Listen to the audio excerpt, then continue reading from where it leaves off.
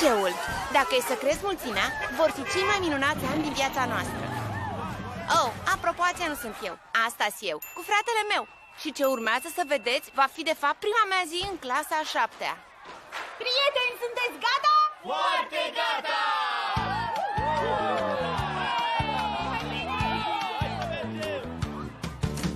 Avem doar o dorință, ne apucăm toți de știință, fiindcă începe anul școlar.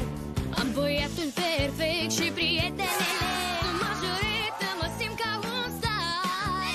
Iar eu sunt șef de clasă. CJ, oprește chestia asta. Stop! Prietenii mei Și toți din clubul Geek sunt prieteni noștri, să știi. Hei! La liceu, hai cu mine, e minunat, știi bine. La școală, împreună, prietenii se adună și așa vom fi Ei bine, liceul nu este deloc așa.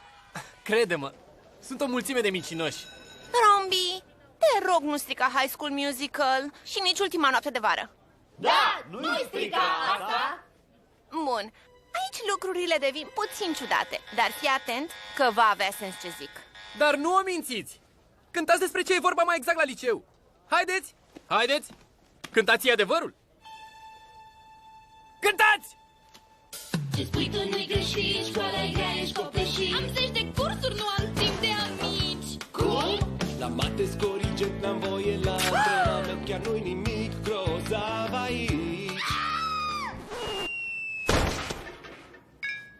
N-am fost acceptați în ghid, eu tristețe să știi. Scuze, prietene.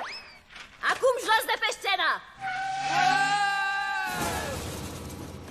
E mai rău? O, da! Școala începe la 7:30. Fac 5 ore de teme pe noapte. Examenele finale îmi provoacă greață. Și îți pierzi toți prietenii vechi. Vă îndepărtați, nu vă mai vorbi sau încep cu toți să-și dea aere. Măcar putem cânta din nou ceva vesel? La liceu